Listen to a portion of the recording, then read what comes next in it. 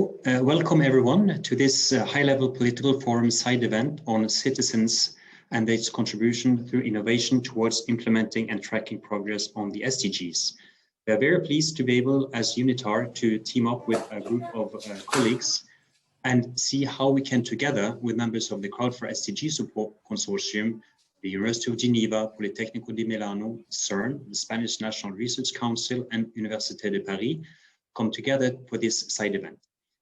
Given the importance of the broad engagement of various stakeholders in the success of the SDGs, this event will showcase how citizens can contribute towards the implementation, tracking, and review of various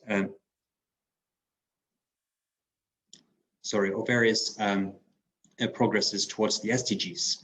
So this event is going to cover a number of various success stories from this project, and also the European Commission's Science with and for Society program, including those from the Crowd4SDG project.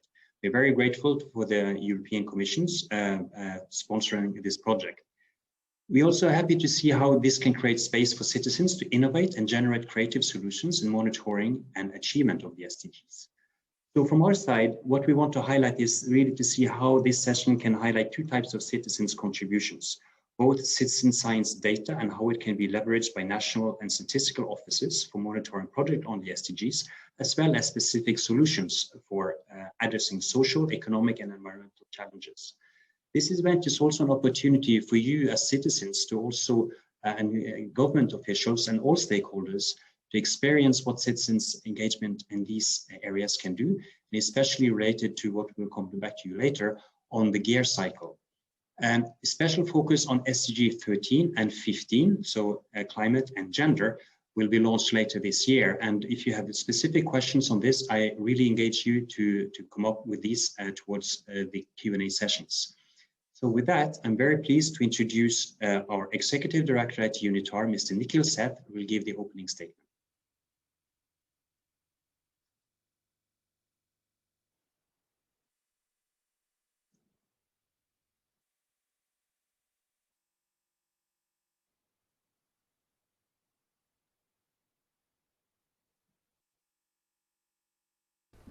Distinguished participants, I am pleased to welcome you to this side event dedicated to the contribution of citizens to the SDGs. The COVID-19 pandemic has undoubtedly pushed back progress on most of the SDGs, but it has also spurred a number of social innovations and initiatives, garnering an unprecedented mobilization by citizens and volunteers worldwide in a number of areas. This side event is dedicated to citizens and their contributions towards the implementation and tracking progress on the Sustainable Development Goals.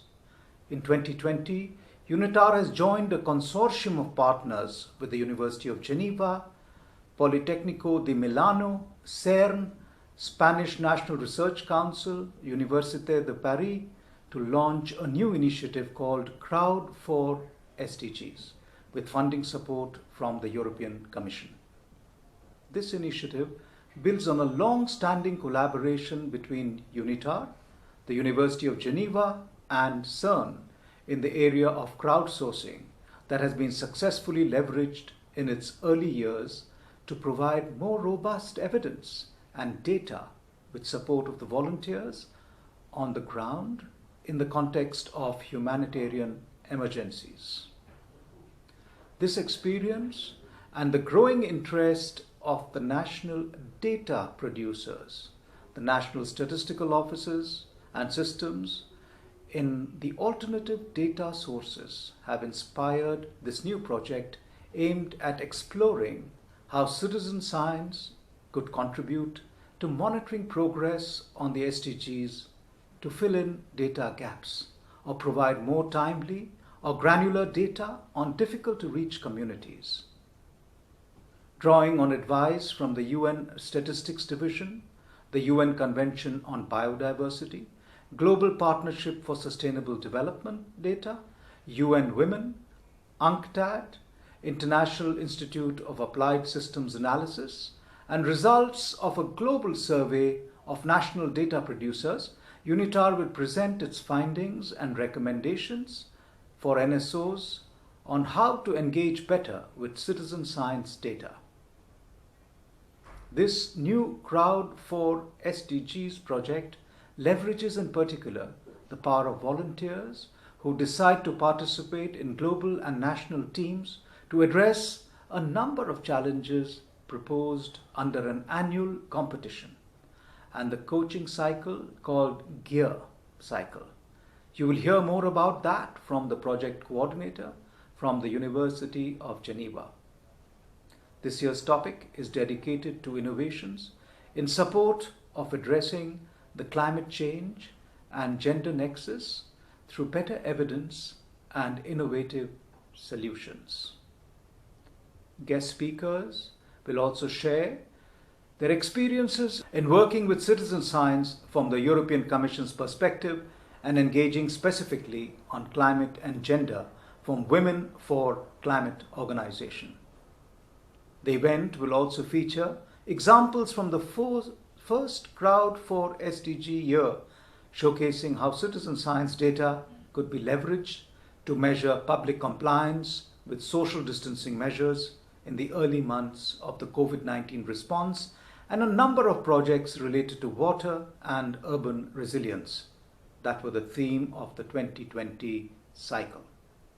Last but not least, the event is equally an opportunity to hear from you, participants representing different constituencies, such as government officials, other stakeholders, and ultimately all of us global citizens, on your needs and to obtain feedback on the specific challenges to be proposed for this second year of the project around climate change and gender. We hope to hear from you on how citizens' innovations could help provide more robust evidence or address specific challenges faced by local communities around the world. I thank you for joining this side event, and I hope you will find the experiences and the work shared useful in your own initiatives. I wish you a fruitful discussion. Thank you. Thank you very much. Maybe we just go through the agenda, please. So thank you very much. So we're looking forward to see how the Crowd4SDG project is going to help citizen science. We'll start with an overview of this and how this will be done in support of the SDGs. We'll also have a presentation on citizens and societal engagement, policy and program priority for the European Commission. We will also learn from Open Seneca, an air quality monitoring network driven by citizen science, which is a case study. We'll also learn from citizen science addressing COVID-19 response and the nexus between climate change and gender, and also to see how we can protect building an AI-augmented data analysis tool for citizen scientists. Recommendations for national data producers on how to engage with citizen science data and climate change and gender data challenges. And of course, also very importantly, the Q&A session. And I really encourage you all to really come up with good questions to our panelists on how citizen science can support monitoring and implementing the SDGs and the climate change and gender nexus, as we discussed. So without further ado, I would like to introduce to you the first speaker today, Mr. François Gray. He is a professor associated with the University Center for University Informatics of the University of Geneva. In 2019, he established the Citizen Cyber Lab, a first-of-kind science lab in Europe, based on a partnership between CERN, UNITAR, and the University of Geneva. As director of this lab, he manages the development of technologies for crowdsourcing research, explores the broader impact of citizen science and society, and promotes public participation in science through hands-on events such as hackathons. Since May 2020, he coordinates the EC-funded Horizon 2020 project, Crowd4SDGs. François, you have the floor. Thank you very much, Einar. and I will be now sharing my screen. Should now be on full screen for you all.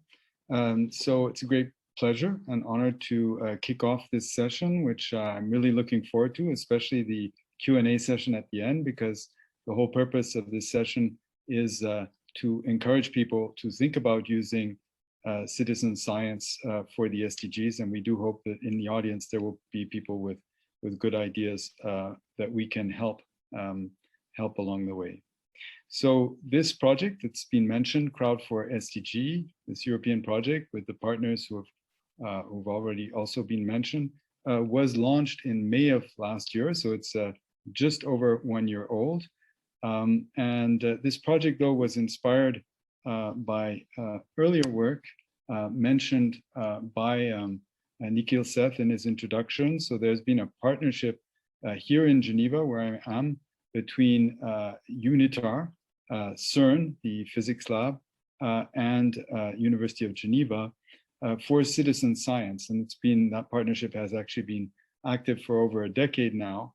But I'm drawing attention here in this slide to the fact that Nikhil Seth and our rector, Yves Flückiger, wrote in the journal Nature already in 2016, only about 6 months after the SDGs were announced, wrote this important statement encouraging scientists to realize that crowdsourcing, in order to achieve its full potential, would need the support of governments to increase public participation in measuring progress towards the SDGs. And so a lot of what we are going to be hearing about today are both the technologies and methodologies and policy implications of this statement. And in particular, as the statement ends, national statistical offices will be developing practices for integrating crowdsourced data, or as they call it, non-traditional data sources. This is ongoing, and we'll hear about that from some of my colleagues. So from this initial inspiration, I'm currently based here in Geneva, in the heart of Geneva, just across the road from our colleagues at UNITAR, at an SDG solution space at the University of Geneva is set up, specifically to look at how to collaborate between society and the international organizations on the SDGs. And so out of this has come this European project with a range of partners. And really the target of this project is society in general, but in particular youth. And I think we've all been made aware over the last few years of the importance of youth in the climate debate, especially here in Europe. And we're very keen to connect with youth. And we have indeed, thanks to my colleagues here, who will be speaking later from Barcelona, have reached out to Fridays for Future and are in touch with some of the organizers of that initiative to see how citizen science could involve them more in actually measuring outcomes that will impact climate change around the world. So with that target, something about the sort of research that we're doing in this project. So Crowd4SDG is a research and innovation action in the European Commission's portfolio. And this 3-year project really focuses on crowdsourcing and the use of artificial intelligence to accelerate the acquisition and analysis of data produced through crowd efforts. And here I'm showing just one example, which will be illustrated in more detail later in the talks, about gathering data concerning whether or not and to what degree people are wearing masks and observing social distancing. So taking data that's coming out of social media, out of tweets, for example, and having a crowd analyze that rapidly to get a geographic distribution of, as it were, behavioral science around masks. So this is just one example of how this project is contributing to citizen science for the SDGs. And one of the points here is that behind the scenes, there is AI, so machine learning tools that are filtering large amounts of data so that the crowdsourcing actions are those that are most require human intervention, so that the more trivial cases are filtered out by the machine. So the project mission of Crowd4SDG is really twofold. One is tracking progress towards the SDGs. So this is really about gathering data relevant to some of the indicators for the SDGs using citizen science techniques. But the other part of the project is generating grassroots innovation that enables progress towards the SDGs. So these are projects often led by young people that aim to have a concrete impact on their environment, whether it's at a community or neighborhood level, at a national level, or even planetary scale.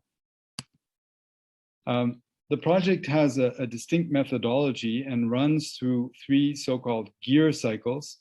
GEAR standing for gather, evaluate, accelerate, and refine.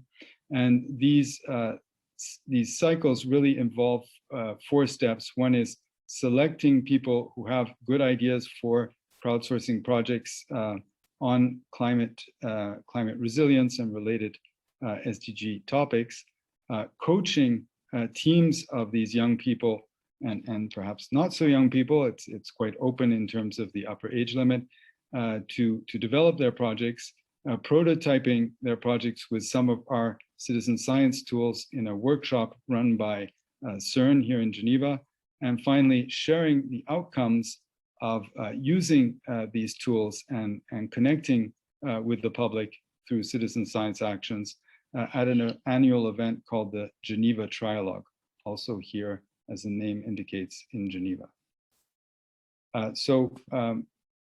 How does this look in practice? So this is an example from a social network called Goodwall that we collaborate with. Goodwall is a kind of LinkedIn for Generation Z, or you could call it maybe TikTok for the SDGs. And so on this platform, we invite young people who may be on the platform, may come to this platform through other communications actions we do. We invite them to pitch their ideas of, in this case, last year, on how to tackle urban water resilience. And then we select the most interesting pitches, the people with the most interesting profiles, form them into teams, and lead them through this coaching process to take their project from an idea to an actual innovation that can be deployed and involve citizens gathering data. So this is exactly what we did in the first GEAR cycle last year.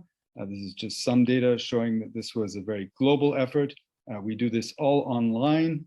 We switched, even there was going to be an in-person event, but which became an online event because of the pandemic. And we intend to keep everything online through the next 2 GEAR cycles, because we find that that allows us, in fact, to have a much broader global intake of participants. So you see a real wide distribution from many continents here of people, and many ages, and many sources of people finding out about the project. Just to give you one concrete example of an outcome from this kind of innovation process that's taking young people with ideas through step-by-step coaching so that they can actually help with a network or a crowd to gather useful data. So this is a data project from the last GEAR cycle, Project Flood Finder. And the idea, the core idea here is that in some cities where traffic crossings have video cameras, CCTV cameras, it is possible to gather data about floods when they occur and analyze that data. And some of that analysis needs crowdsourcing to interpret exactly what is being viewed by the video camera. So this was a project led by a 16-year-old high school student. So this was very much our project's Greta Thunberg moment. And she led the team not only through this innovation cycle, but is also now first author on a poster at one of the world's leading conferences on on disaster management, and the team has won a competition so that their project can join a social incubator based in her city, run by an organization called Code for America. So this is very much the sort of outcome we would like to generate multiple times through these gear cycles, so that new citizen science projects led, if possible, by young people with great ideas can take flight and can produce data that is useful, ultimately useful to communities, regions, but also to national statistical offices, as we'll be hearing in a short while. So the timeline for this project is, as I mentioned, there are 3 of these gear cycles, 3 of these innovation cycles. We've finished the first one and analyzed it and are just about to publish many of the documents about that, as you'll hear. We're entering preparations to announce in August the next cycle. The specific focus there will be on gender and climate resilience, as we'll hear later. And in a final cycle, we'll be looking also at the nexus between climate adaptation and social justice. So these are the cycles we're planning, but along with these cycles, as I'll say in a moment, is a plan to collaborate more widely with other institutions on this sort of activity. Here I'm just listing, and we'll hear later from my colleague from UNITAR, Elena Proden. I'm just listing 5 challenges that we'll be announcing later in August for the next round of this gear cycle. So you can see here, these are curated from discussions with international organizations, with national statistical offices. 4 of these are very specific challenges about gathering data related to women and climate. And the 5th challenge we've left as an open challenge for anyone who happens to already have a project in this general area and who would like to benefit from our support in integrating some of these citizen science tools, AI-enhanced tools in their projects. I'd just like to finish with a few words about our views on scaling. So we are very much encouraged by Nikhil Seth, the director of UNITAR, to always think big in terms of the impact on a much wider range of people than we could actually coach ourselves.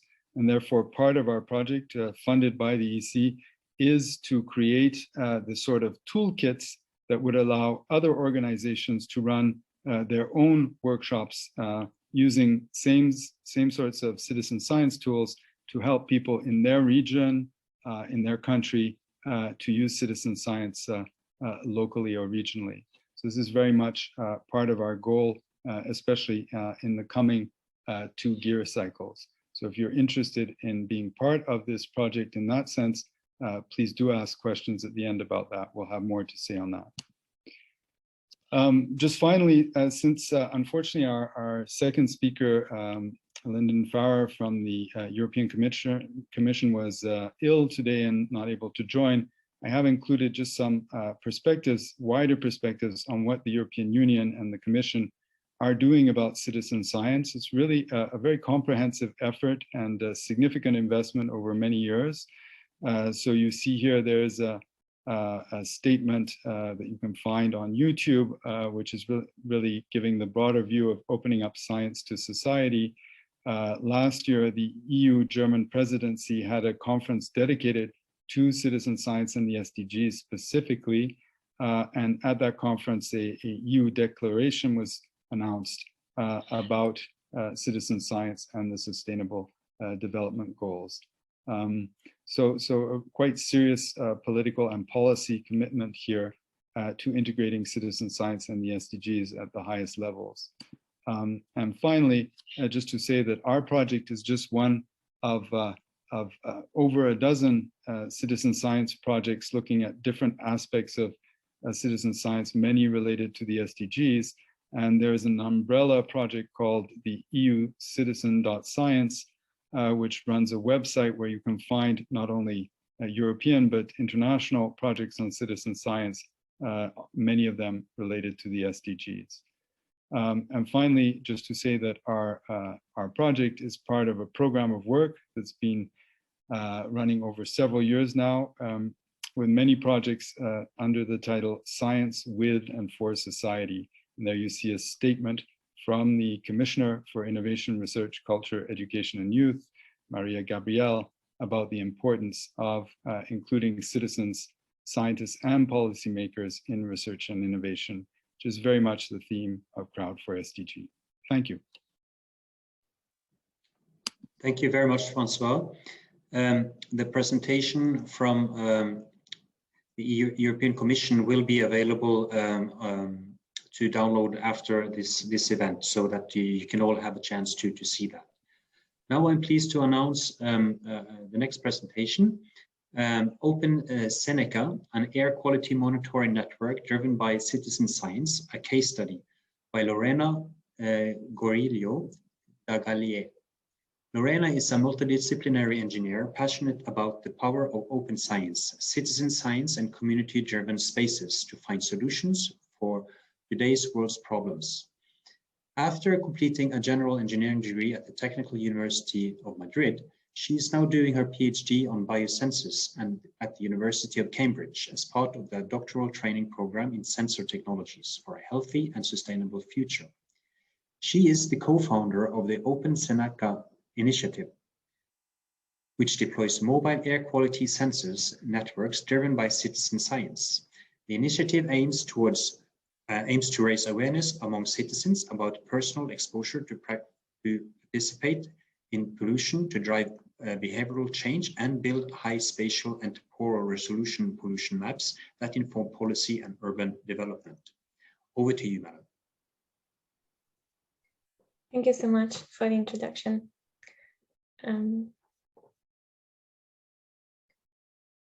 Yeah, I'm gonna present today one example of the many citizen science projects that are happening, and in our case, our project is called Open Seneca, and as very kindly introduced, we focused on air quality monitoring driven by citizen science.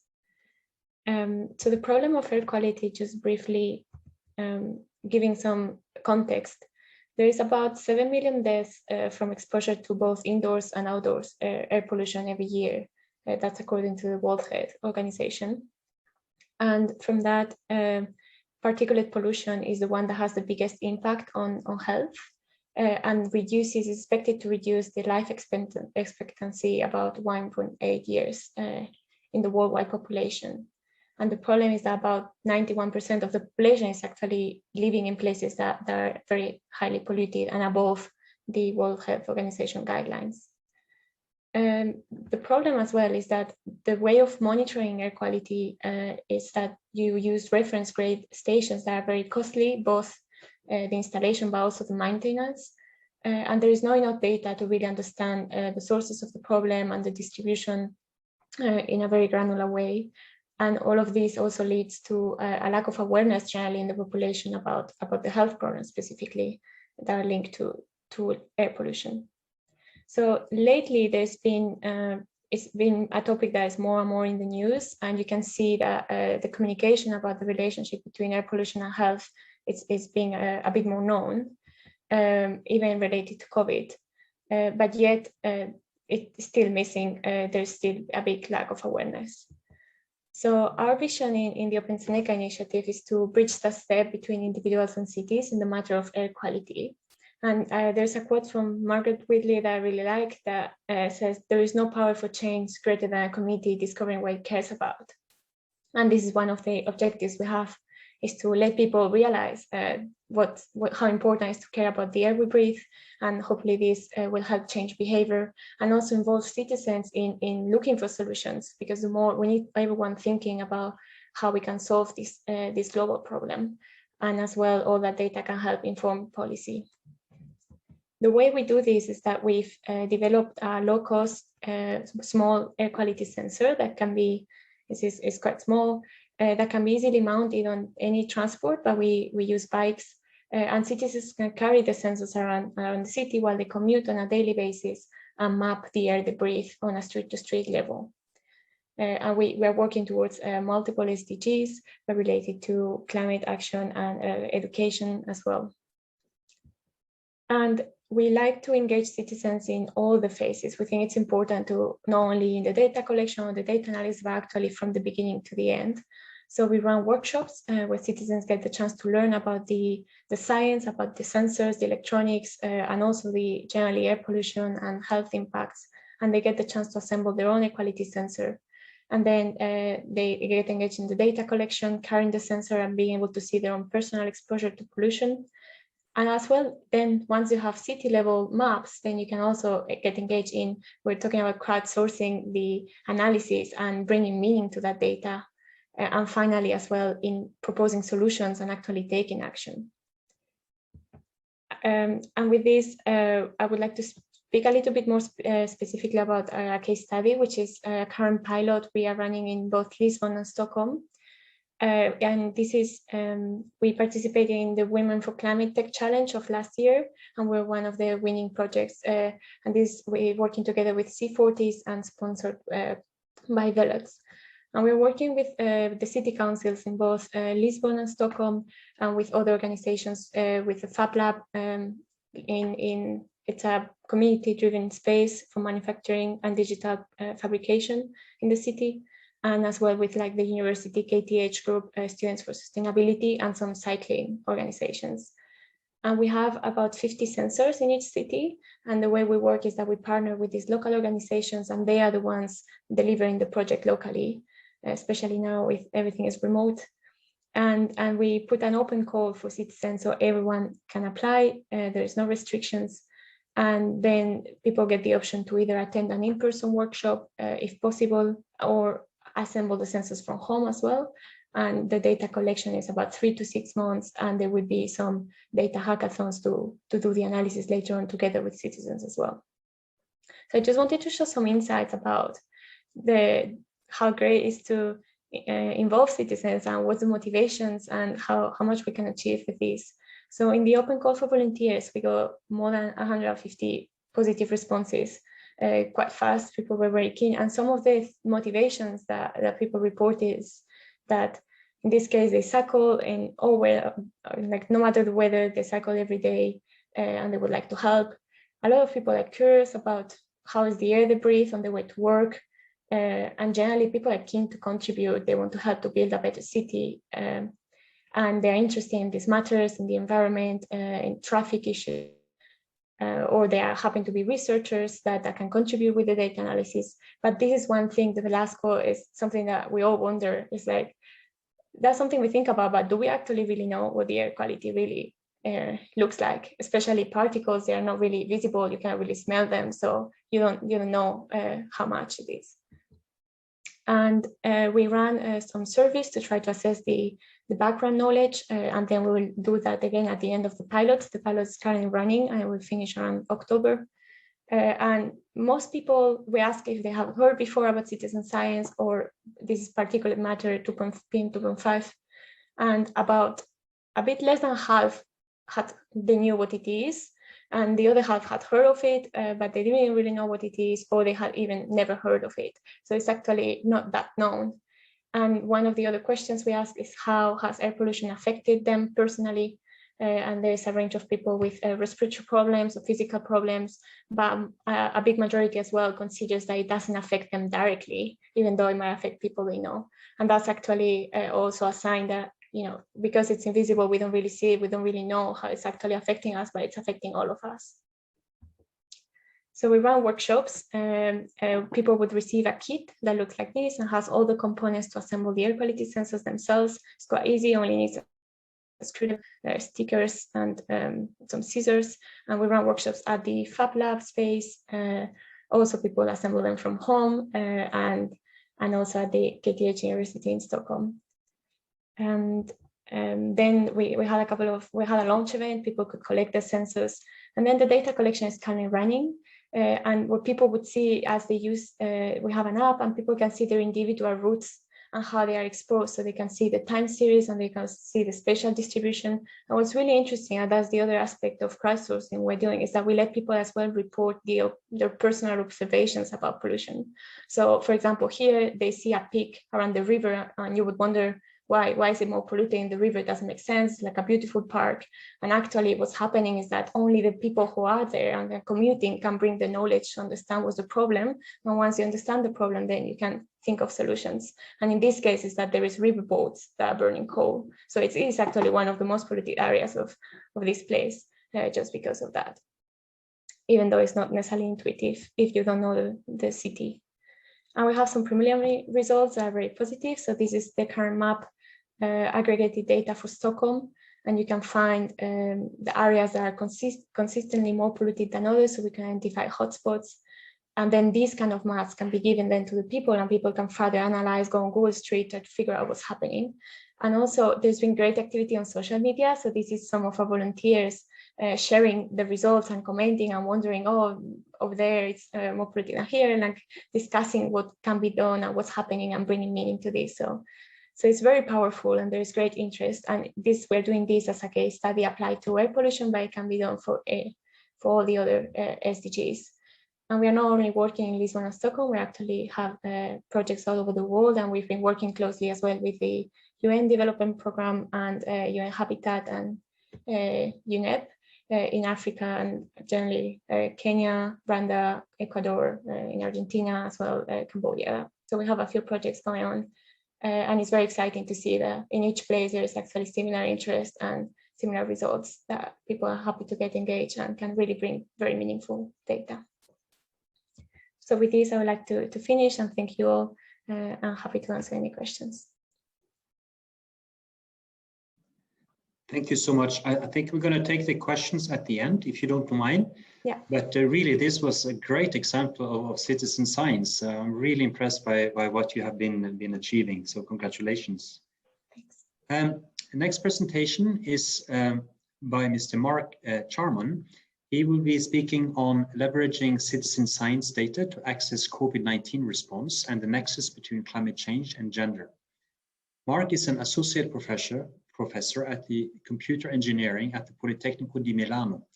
His research lies in data science with a particular focus on problems in information retrieval involving applications of deep learning to text and images. In the past, he has worked on techniques for learning search rankings, scaling learning for algorithms for data quantities, robust clustering in high dimensions, and improving quality control in crowdsourcing, personalizing search results and recommending items. Other applications of his work include speeding up in digital forensics and detecting sentiment and sarcasm, corrections in error in QCR systems, and estimating user experience in social media. So, Mark, over to you. Thank you very much. Hello to everybody. I'm just going to see if I can share my screen and get started. Thank you to Lorena for her amazing presentation. Fascinating stuff. So I'm about to get started. I have to say before I started, I did have a look through the people who are presenting and all have their cameras on. And is it Shahib, who has some amazing cats? I'm quite impressed that you can sit there with the cats moving around. It's quite cool. Okay, so that has nothing to do with my talk. My talk today, as I'm an associate professor, as I was very kindly introduced at the Politecnico di Milano, and what I worry about is artificial intelligence and machine learning and computer science in general. And this work is together with Barbara Pernici, who also worries about those sorts of topics, including also data quality. And we're looking at to what extent we can apply techniques from computer science to help in citizen science applications, help users, help citizen scientists by making use of AI techniques, and in particular, the wealth of data that's already available on social media. So this is what I'm going to talk about very briefly today. Okay, so I'm going to talk about leveraging citizen science to address two problems. COVID-19, we're going to have a look at what information we could find for policymakers there. And also we're looking at more recently climate change and trying to understand what we could do with social media in this area. And this is a work with a number of different collaborators from the Politecnico and University of Geneva, etc. Okay, so social media, everybody's used to using social media and well aware of the powers it has and also the problems that come along with it. What we're doing in these projects is we're trying to mine the content that's out there to help policymakers make informed decisions by producing statistical indicators that might be useful to them. Obviously, a lot of the content on social media isn't useful, but there is a lot of useful content out there too. In particular, what we're doing is we're looking a bit beyond. So in the past, people looked primarily at the text that was being produced in social media and tried to mine it for sentiment with respect to different social themes, etc. Here we're looking at the images that are being provided on social media sites like Twitter and China Weibo, etc. And seeing whether we can extract useful information for policymakers from those images. And this is possible because recently, over the last 5 to 10 years, there's been a big development in technology on the computer science side and the machine learning that's allowed us to extract useful information from images automatically. And so we're trying to marry that ability together with the inherent ability of citizen scientists to analyze data for us and scale up some of these techniques. Okay, so what we developed was a pipeline for image-based social sensing. We've called that pipeline Visual Cit because it's a visual citizen science. In our case, the citizen scientists are involved twice in the pipeline. In some sense, they're the ones generating the data. They're the witnesses to the events, and they're taking pictures and posting them to social media. And they're also helping us to analyze those images to try to generate the statistics that might be useful for policymakers. Okay, and so I'm just run very quickly through the pipeline, what we've done. We were interested early on in the pandemic in terms of what kind of social indicators could we extract with respect to compliance, to social distancing and mask wearing and other public health emergency related requirements on the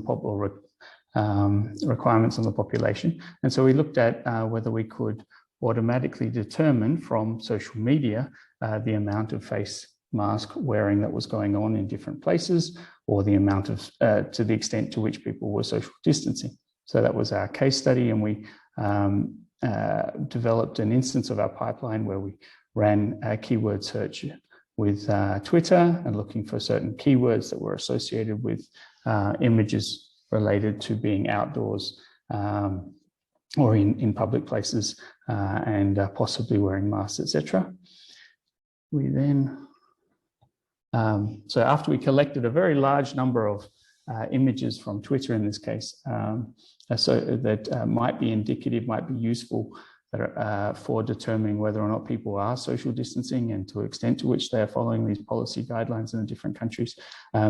We then started filtering those images down to try to identify those which actually were representative of events that would be useful for producing our statistics. So we removed duplicate URLs and similar images.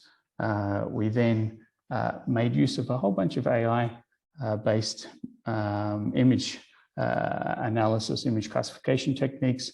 We determined whether or not the images were photos rather than memes that were going around on Twitter. We tried to remove any not safe for work content. We then attempted to make sure that we were looking at images of outdoor events, or at least events in a public place, because obviously people were not requested to be social distancing or wearing masks in their private locations. And then we looked for images that were containing obviously people, because social distancing required that there were people in the images.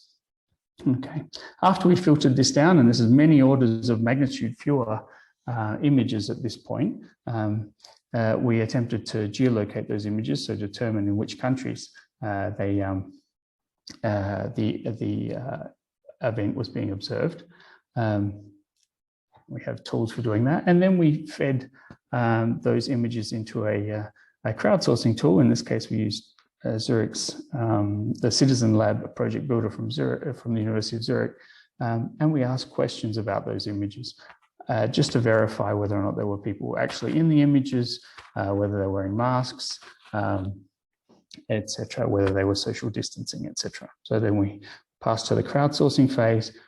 Following crowdsourcing, we did some aggregation and developed some statistics from the observed events, and then placed that information on a map. Now this is, these maps are a bit more updated since I generated this visualization. But the wonderful thing about this approach was we could get data across all of across a large variety of countries, which we could do for based on these observations in social media, where we would normally, to gather that kind of information, have to resort to surveys of the population.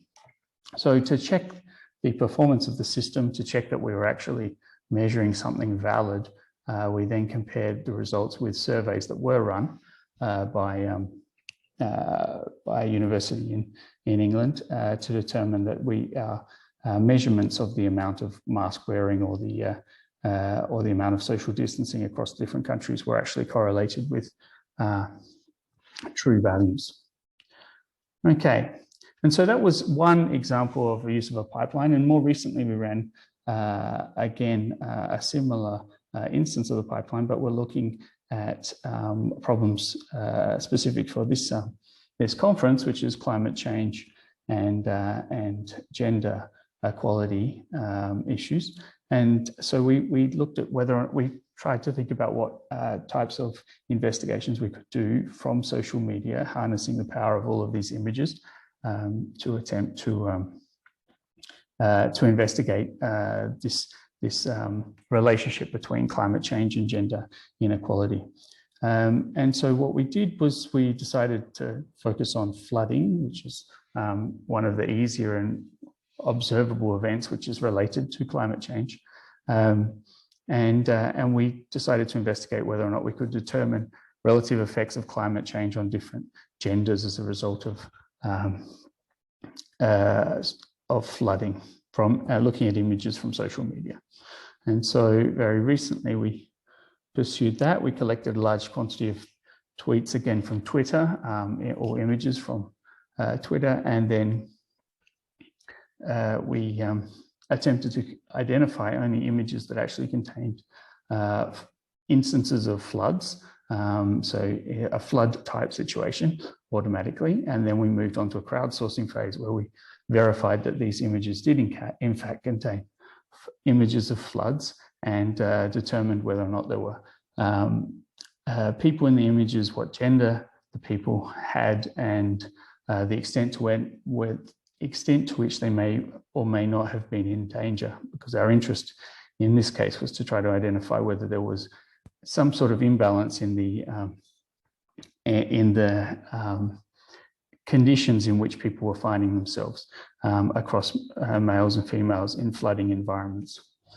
And so very preliminary results here looked at how many images we could how much data we could collect in different countries. It was easier, and there were more instances of images from developing countries. This is very, very preliminary results at the moment, so we need to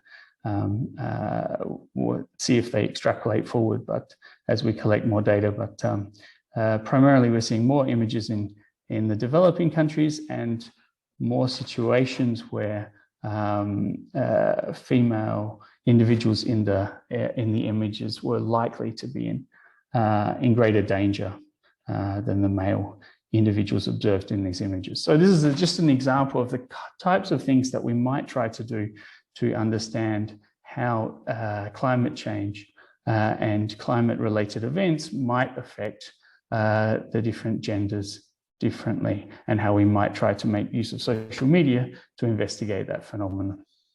So very early days, lots of directions for future work and improvement of this type of a pipeline. Hardest thing in this, all of this, is actually coming up with the good ideas on what to measure exactly from the social media. So lots of directions forward there. If you're interested in this area, please come to our website, have a look at our more information on our project, the Visual Seek project, as I said. Thank you. And I'll hand back over. Thank you very much. That was really interesting to see how you can get so much information from these systems you put in place. The next presentation is on project building and AI augmented data analysis tools for citizen scientists by Jesus Sakides. Jesus Sakides is a scientific researcher at the Artificial Intelligence Research Institute of the Spanish Council for Scientific Research, CSIC, where he works on probabilistic machine learning applications to citizen science and health.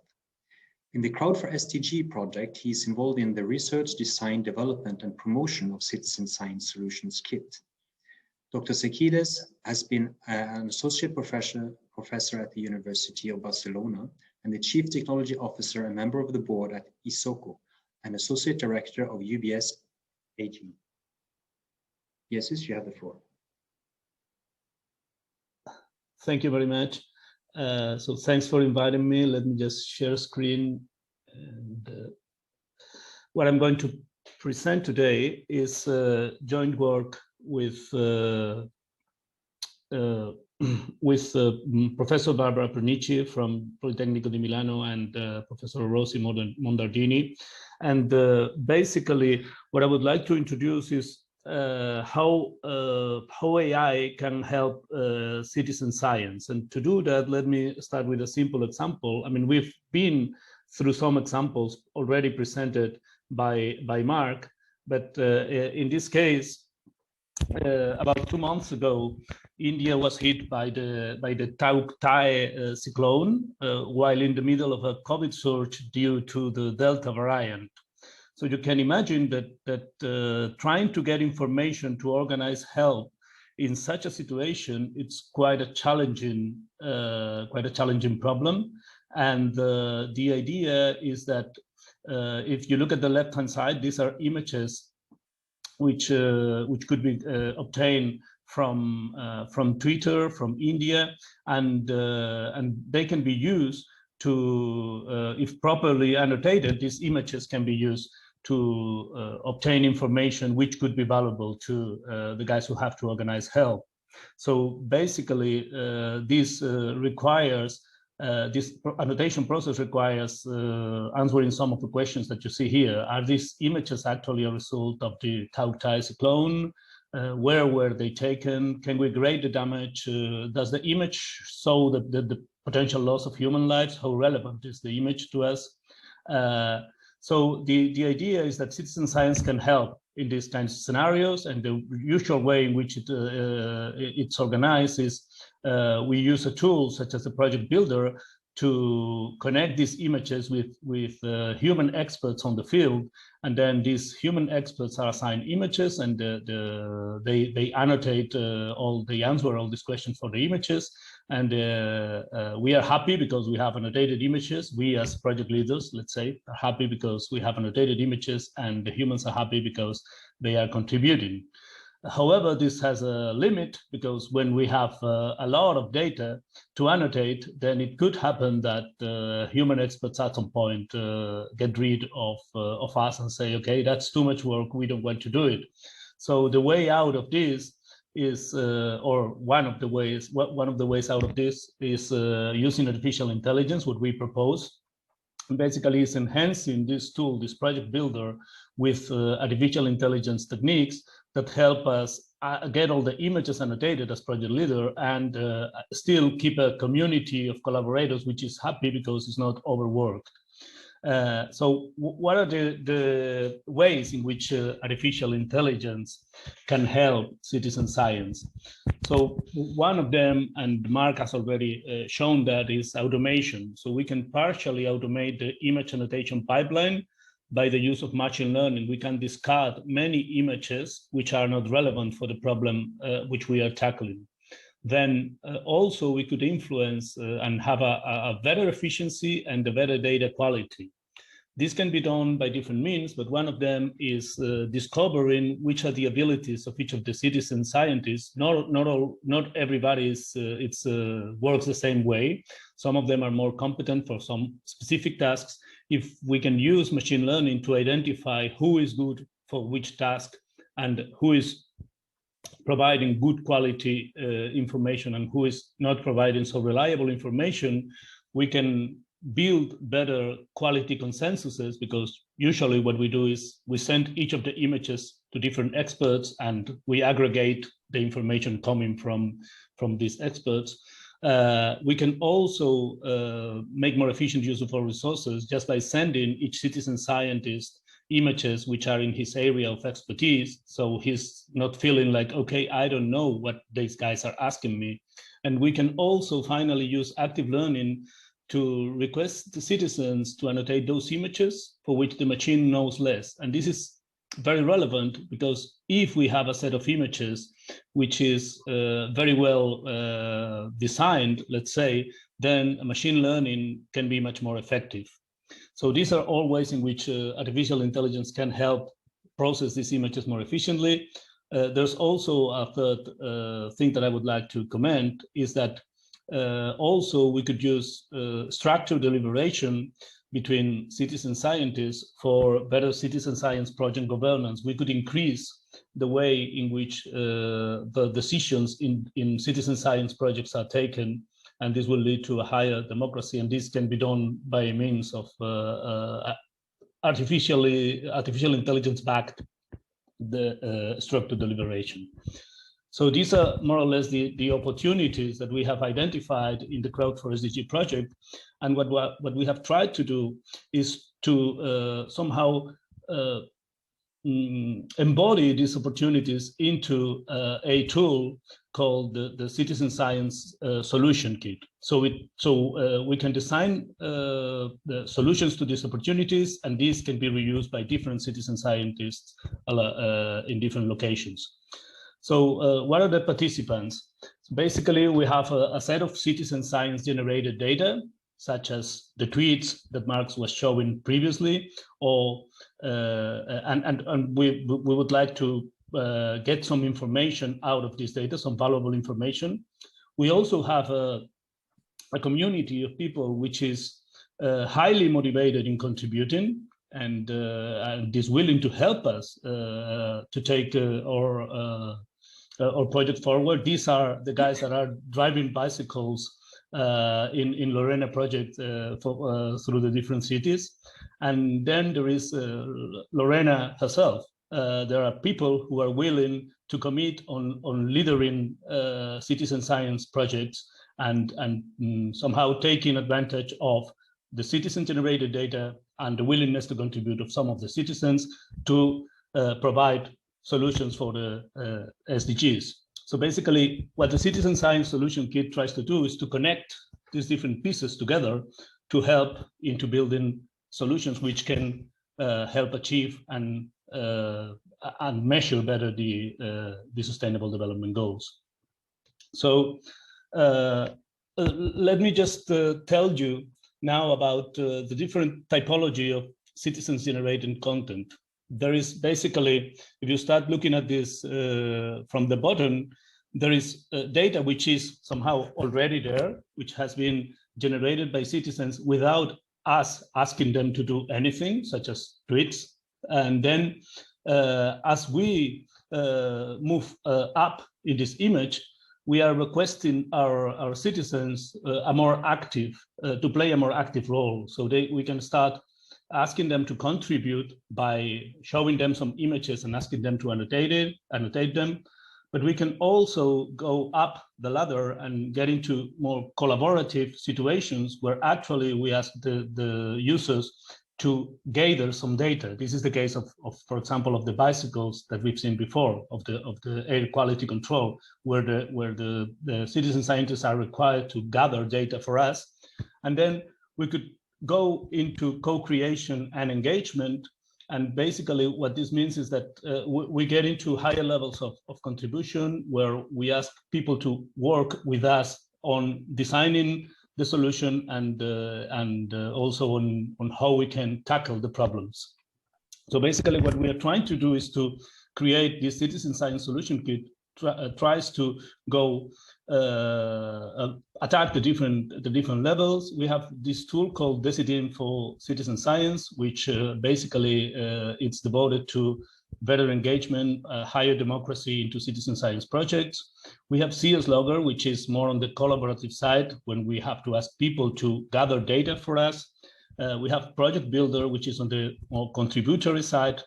And then we have Visual Seed, which Mark has already talked about. And it's actually taking different of these stages, but you could think of it as analyzing information which is already there, which are basically the tweets.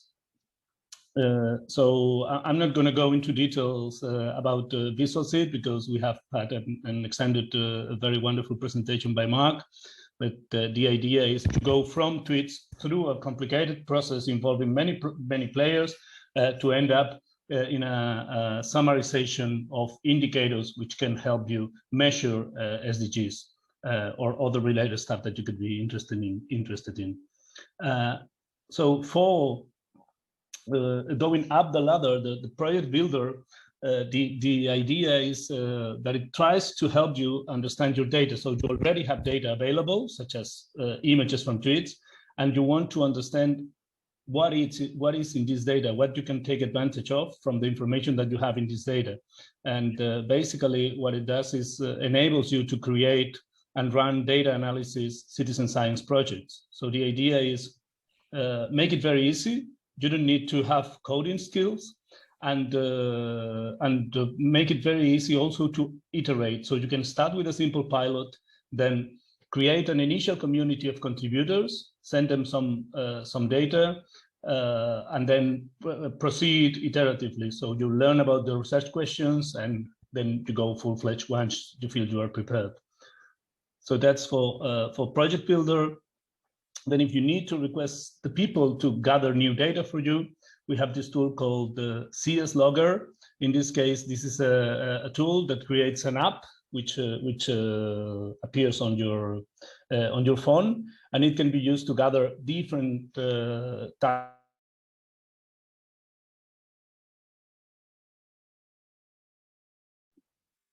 Jesus, we cannot hear you. I think there is a problem with the connection.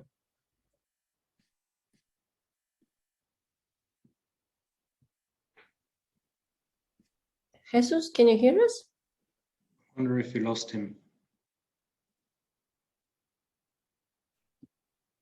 Maybe we can wait a couple of seconds. If not, maybe we can move to the next presenter. I think he's back. Okay.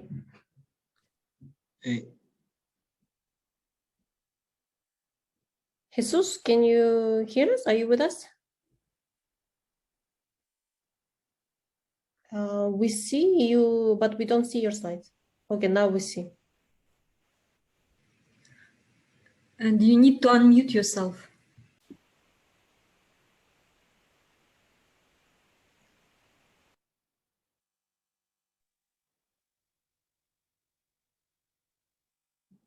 Okay, sorry about that. Don't know what happened, but basically we have this very basic capability of providing citizen science project with a homepage.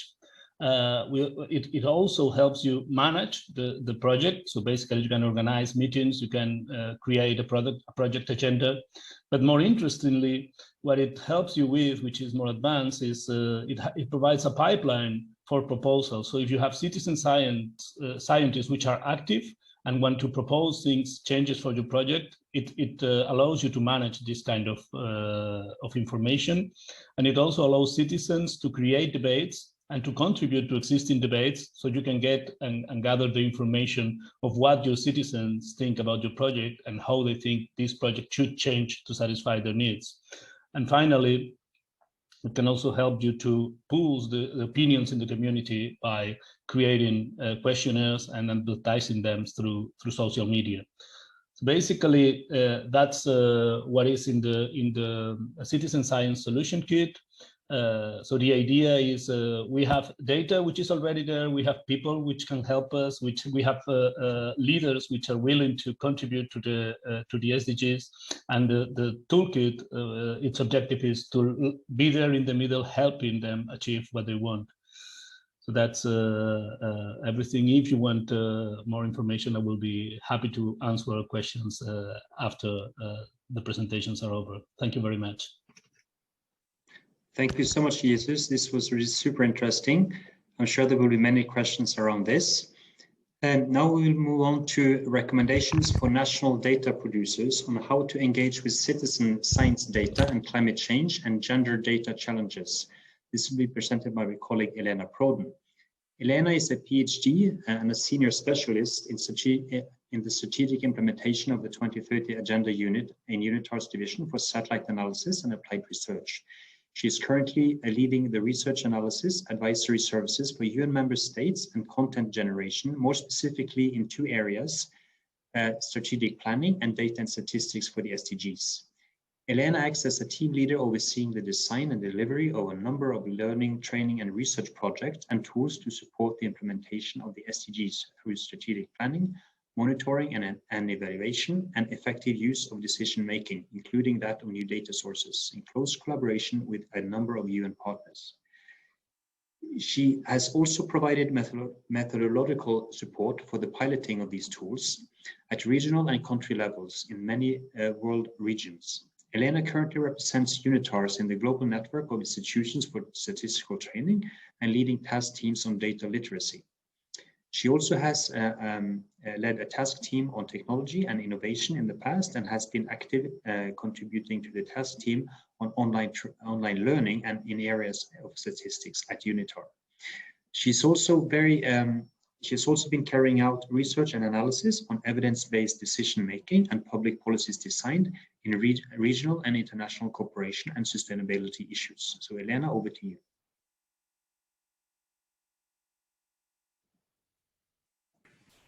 Thank you very much. I'm going to share my screen,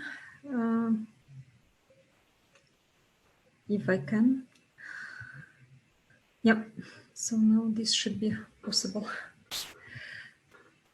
So I will try to be fast because we don't have a lot of time left for discussion.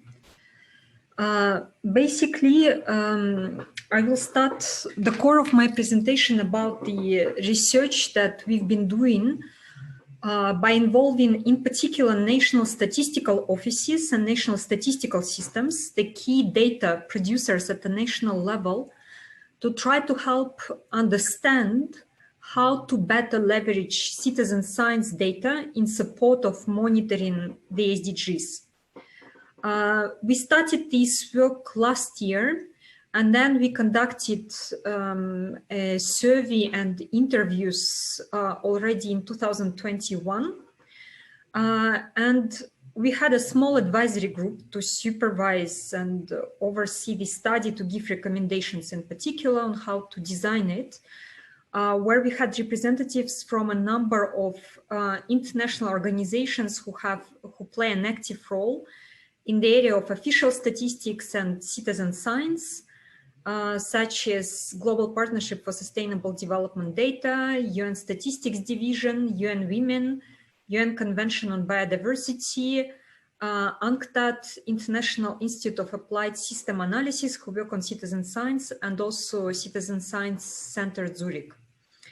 I will present to you the results of the report, but we are also working on a policy brief in this area. Just very quickly, what do we mean by citizen science? You've already seen several examples from the work that was presented by Lorena, Mark, Jesus. And for those of you perhaps who are less familiar, you may be wondering how this is defined. In the context of national official statistics, often another term that is being used is citizen-generated data. And you've seen the examples actually that illustrate very well different dimensions of what we define as citizen science data. One, for example, could be data collection, when citizens actively contribute to data collection by taking samples of water or air, or in other ways. But then you may also have citizens participating in the analysis of data classification, for example, in combination with machine learning algorithms. And then, of course, what we try to do, we try to define really the scope where we've qualified as citizen science data, data produced with contributions from citizens who choose to voluntarily, which is a very important word here, voluntarily contribute either their time, knowledge, skills, or their personal data to help produce needed evidence, strengthen accountability, or develop also locally rooted solutions. And in this definition, for example, we excluded purely social media data where citizens do not voluntarily necessarily are aware of how their data are being used, but we included those social media projects where citizens contribute, for example, to data classification.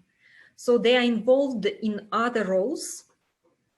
And I will show you several examples also of how, from the case studies of how exactly citizens can contribute that fits in the scope of this definition. So as part of the research, what we did is basically we ran a survey, and in particular, we had good response rates from official statistics community, meaning national statistical offices, but also several international organizations, and also from policymakers. We reached out through the SDG coordinating ministries at the country level to collect also the perceptions and expectations of decision makers when it comes to the potential of citizen science data to provide data needed for the SDGs. And then we conducted a series of key informant interviews to develop the case studies. The aspects we looked at were really around 3 dimensions. First, how well aware, in particular, national statistical offices and systems, for example, data producers are about citizen science data potential and what kind of experiences they had. Also, in terms of quality, what are the impediments and what are the lessons learned? And finally, also relevance. Where do they see the biggest potential for what kind of SDGs, for example? And what guided really also the development of the framework was UN Fundamental Principles of Official Statistics, human rights-based approach to data. This is on the principle side. And also official statistics community uses UN quality assurance frameworks. And in particular, there is also a model framework for the national level, for national statistical offices. Then, of course, in turn, they may have their own very specific national quality assurance frameworks that were defined to respond to the specific national context. But there are models at the global level, and UN fundamental principles of official statistics are very important in how national statistical offices and systems define also the key principles of how they approach data production at the national level. So in terms of the survey, maybe what is worth mentioning, we had quite a good geographical representation. And also around 20% of the respondents had direct experience with non-traditional data sources. And more than half of them worked with citizen science or citizen-generated data. So perhaps what's worth mentioning in terms of impediments, those who actually worked with citizen science data felt that One of them was limited access or lack of sustainability of access to data. Then some faced legal issues. And then there are methodological aspects, such as, for example, incoherent use or lack of use of statistical concepts and selection bias, and lack of information about how the data are being produced. We've collected this feedback to help understand how to inform quality-related recommendations, because also all of them had to deal with them, and we've learned from them on how to do it in the best way possible. Those who didn't work with citizen science data, they saw particularly important challenges when it comes to understanding the potential of citizen science data overall, but also methodological guidance. What NSOs really need is to know how they could approach, how they could leverage the potential of citizen science data, but also human capacities to run experimental statistics projects, technological limitations, and technical and financial support. In terms of the goals where NSOs saw the greatest potential, we have goal number 5 on gender equality, water, sanitation, and sustainable water management. We also see climate change, environmental goals in particular. Also, you can see terrestrial ecosystems. Other goals where the potential was seen was poverty eradication, sustainable cities and human settlements, health, and finally goal 16, when it comes also to peace, justice, and institutions. So in the report, we analyzed these findings and produced a set of recommendations. Perhaps just to give you a sense of what kind of case studies we've identified, for example, some projects are really directly about monitoring the SDGs. Citizen science data are already being used for monitoring progress at the global level for a number of environmental SDG indicators. And there are examples at the national level. For example, UK is one example, but there are others where, for example, citizen science data is used for ocean litter data. Then there are examples on gender-based violence, and also on freedom of speech, for example, goal 16 in Colombia. Also, citizen science data can be used more broadly for generating data that are not directly for informing SDG indicators, but are still relevant for the SDGs. For example, Kenya, they used citizen generated data to quantify the sex workers economy with the support of a non-governmental organization. Then there is Philippines ran a big pilot with the support of Paris 21 to map all citizen generated data that could be potentially helpful for official reporting on SDGs, but also the Philippine development plan. Then there are examples of local level monitoring, quite a few. For example, in Ghana, they ran a project on local waste management, where also local authorities were actively involved. Colombia used it for social cartography and vulnerability assessment in a couple of regions. And then also for producing data that goes beyond the SDGs. For example, Mexican National Statistical Office used this to measure, to do the sentiment analysis. And Italy has been using the citizen science data, for example, in its work on trusted smart service, where citizens contribute voluntarily their personal data. Then we also looked at what kind of work had been done or is being done by national statistical offices and international organizations on developing guidelines and recommendations on the use of citizen science data.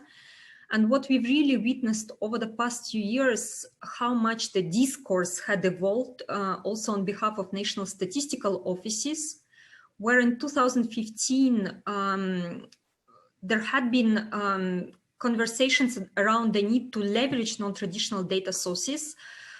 There was a bit of apprehension when it comes to how do we go about it, You know, that's an additional burden for some of the NSOs who are really overstretched, etc.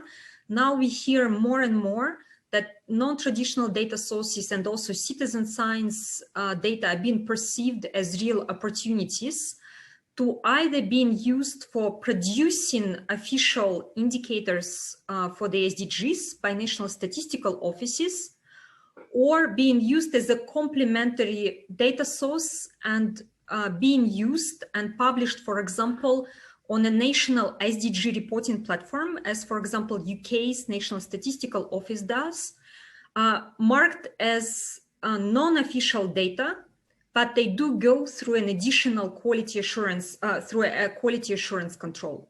So basically there are, in a way, two approaches. When national statistical offices can tap into citizen science data as a complementary data source to leverage it for producing official statistics. And then another way is to make this data go through a quality control using the mechanisms that are developed specifically for non-traditional data, as in the case of UK's National Statistical Office, and then publish them on the official national SDG platform as non-official data. So you see here also examples of other work done, for example, by Paris 21, Global Partnership for Sustainable Development Data, and also UN Statistics Division are doing work in this area. And also what we realized that national statistical offices can use two approaches. One is more active approach. Some NSOs really want to experiment, so they can provide data stewardship from the very beginning and have more control over the data production process, how final outputs are being designed, etc. And more of a passive approach, where national statistical offices, such as in the case of Philippines, for example, they looked at what already exists out there, and then decided also to work on the quality guidelines that the producers of citizen science data, for example, could use in the future when they produce data, so that the data could match the requirements of national statistical offices. We came up with a number of criteria. Some of them are very typically used also recommended by other international organizations. For example, accessibility, timeliness, frequency, sustainability, accuracy and reliability, coverage, relevance, metadata, coherence, comparability, and integrability. And also there is a number of others that we proposed, building also on UN fundamental principles of official statistics and a human rights-based approach to data, such as, for example, well-documented data collection, production, and dissemination process. Sometimes that's one of the challenges. The data may be available, but it's not very clear how it was produced, so it's very difficult to use it. Impartiality, confidentiality, and privacy also. Sometimes when data are being used, of course, it's not necessarily the responsibility of a national statistical office to ensure that confidentiality and privacy were respected. But at the same time, there may be an ethical dilemma to what extent data should be used if you don't know whether those things had been respected properly. And then finally, self-identification, when also based on human rights-based approach, those who are sharing their data can also identify themselves, for example, with a particular ethnic group, etc. So in terms of recommendations, just very briefly, the legal basis was one of them, quite important. Strengthening partnerships with civil society organizations, academia, and communities was another one.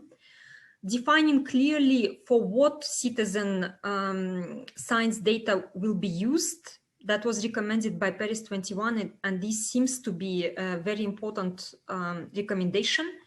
Defining well quality criteria at the national level, also introducing a protocol quality assurance mechanism, and I will show the example on my last slide, next slide. And finally, also providing training and capacity development for stakeholders, national statistical offices themselves, they may require this capacity strengthening, but also other stakeholders who may be involved in citizen science data production. And here is just an example of a framework that we developed also as part of the project, inspired also by UK's approach, where basically we attributed scores looking at the data set and evaluating the data set using a scoring system from 0 to 2. And you can see, for example, we applied this to the COVID-19 data set about which Mark had talked earlier, which seemed to have met quite a lot of criteria.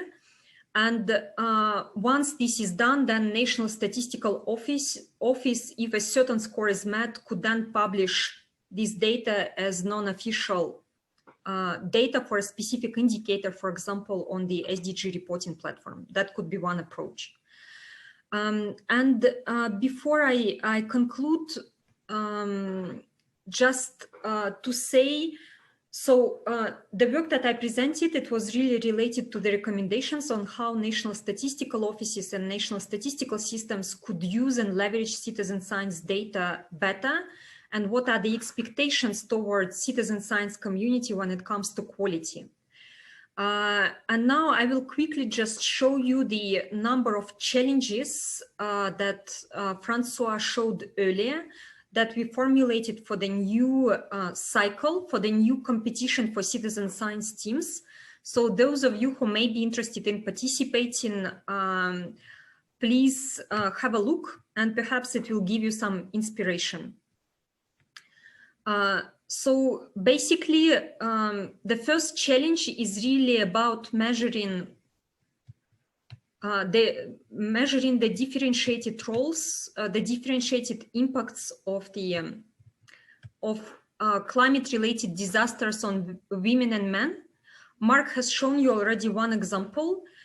Indeed, there is preliminary evidence that suggests that disasters and climate change in general affect women's lives disproportionately compared to men's, because of their social differentiated tasks, course, and responsibilities. So the idea is here to understand how these impacts may be different, and also what are the drivers behind, so that we design better policies.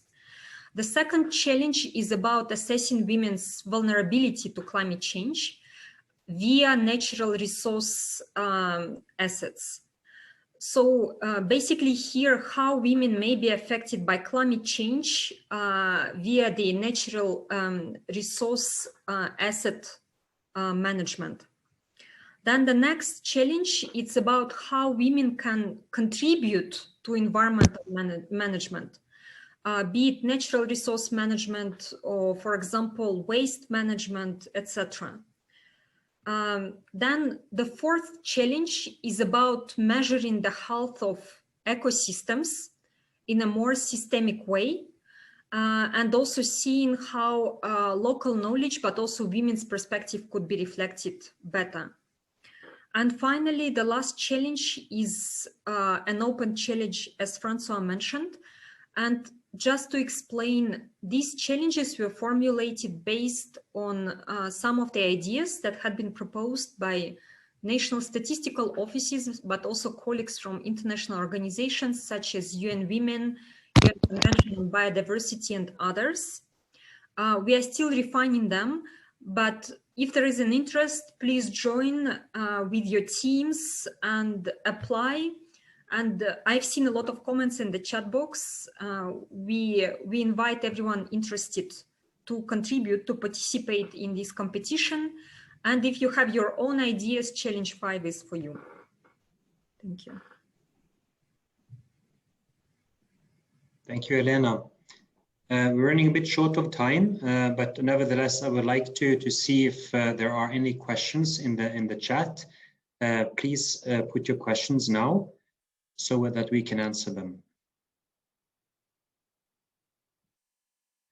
In the meantime, I have one question that is related to language, because I've seen a lot of course, of these presentations now were on our side in English, and engaging with the community in English.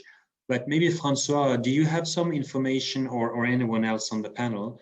Do you have information about other similar initiatives from other parts of the world that we potentially could also exchange lessons learned from?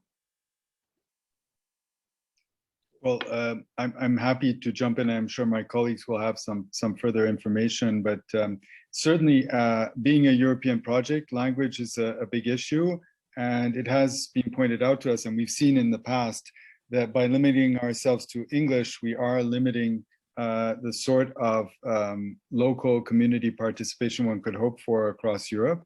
There's a lot of people interested in citizen science, but who don't feel comfortable doing it in English or using tools that are predominantly in English. One of the solutions to this, well, some of our tools are multilingual just because of where they're developed, I would say, but one of the solutions is precisely why we're inviting people to join us in this challenge, is to create a locally optimized citizen science project. So in your language, for your community, dealing with issues that matter at that level. But I'm sure other colleagues here will have feedback on that, and I'm very curious to hear what our colleagues from Open Seneca, Lorena, thinks about this issue, because she's already active in many cities. Yes, please, Lorena. It is actually an issue, and I think, as you said, our strategy is to, as we said, we work with what we call local champions. So train the local organizations, and then it's the local organizations delivering on our behalf. So basically, we would train, in this case, this Fab Lab, that's a co-worker space, and they would be the ones then organizing workshops in the local language for the citizens. It's true that then later on, when you look at the analyzing the impact, then it becomes very complicated, because now there is a lot happening locally in terms of activity on social media that it's in all different languages, and it becomes very challenging when you're trying to then also compare global results. I would welcome suggestions on how to address that as well. Thank you. Yeah, I don't see any questions in the chat. Anyone from the panel who would like to contribute with some observations? I might jump in. Mark, yeah. One observation, obviously, on multilinguality is that if we're looking at observations from images, they don't have a language, and we have ways of identifying social media posts that are in different languages. Obviously, a lot of the AI techniques are improving dramatically in their ability to understand natural language across languages, and so we leverage those tools. But at the same time, if we're looking just at images as a data source, then in our case, it's not such a problem, and in fact, it's a big advantage of making use of social media in this way, rather than going to surveys or some other data source where data solicitation technique, where we have to actually speak the local language, as it were. Okay.